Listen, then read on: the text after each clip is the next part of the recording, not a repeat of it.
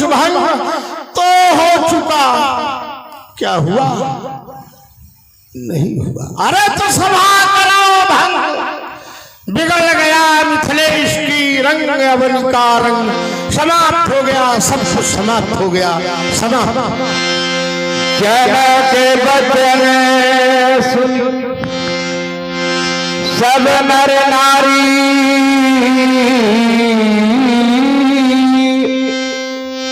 देख जानकी भय दुखारी, माथे लखन कुटिल भई भऊ है, रजगट फरकट नयन रिसो है। कई न सकत रघुवीर डर, लगे बचन जनु बान, नाई राम पद कमल सिर, बोले गिरा प्रमाण।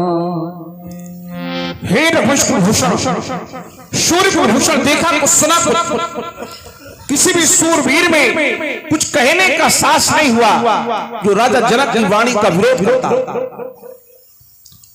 संसार में जो वंदनीय कहे गए हैं वे भी समय आने पर यदि अपनी मर्यादा का उल्लंघन करते हैं तो उनकी भी निंदा हो जाती है। आप विदेह हैं और आपके द्वारा कुछ ऐसे शब्द कहे गए, यद्यपि मैं यह जानता हूं कि वेदना के आधार पर कही हुई वाणी का कोई आधार नहीं होता, किंतु फिर भी एक तो व्यक्तिगत वार्ता है आपकी, तदव आस निज निज ग्रह जाहू, लिखा न विधि वैदेही विवाहू। विधाता ने वैदेही का विवाह लिखा ही नहीं, विधाता ने नहीं लिखा। बड़े आश्चर्य का विषय है।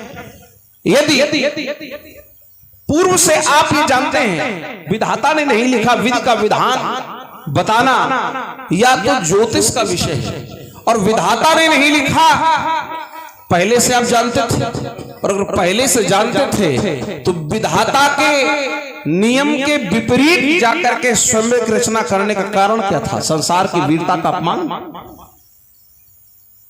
और यदि आज आपने जाना है कि विधाता ने नहीं लिखा तो इसका मूल कारण आपकी यह वेदना हो सकती है।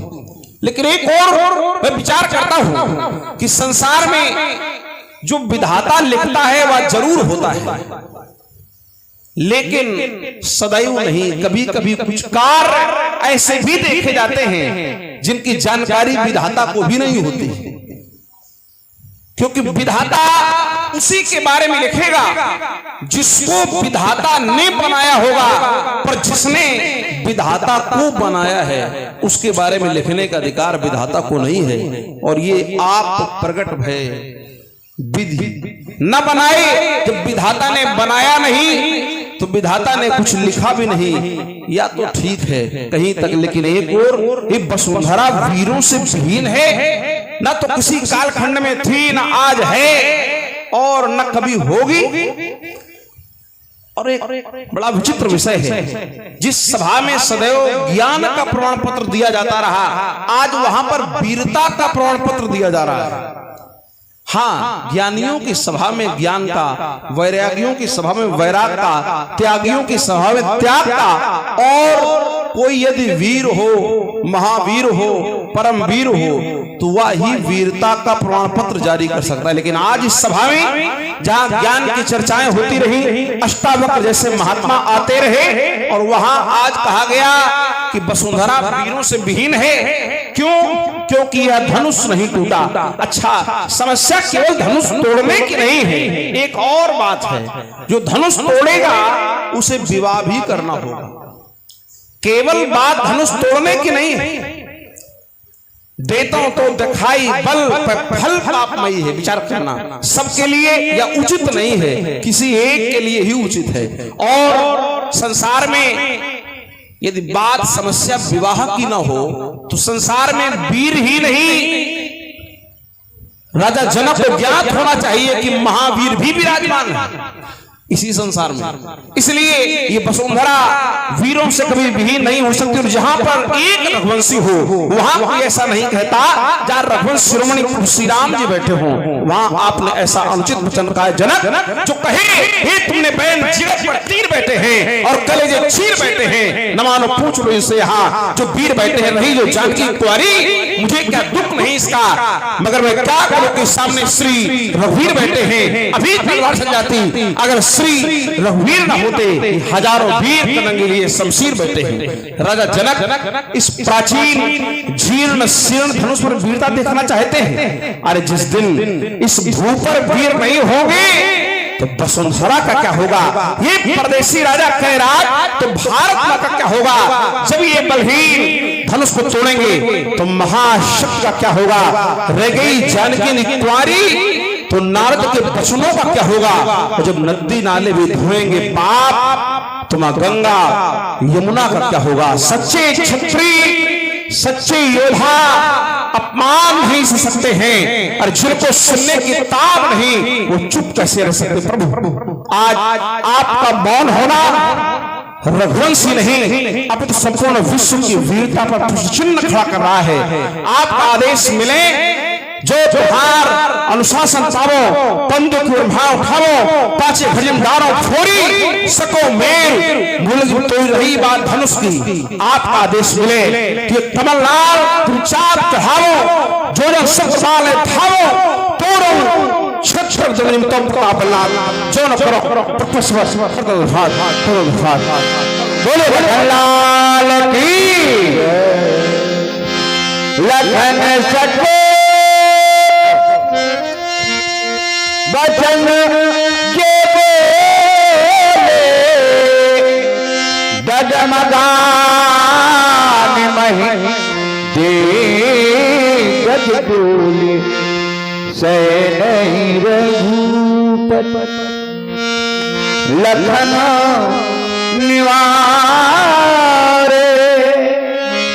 प्रेम समेत निकट बैठा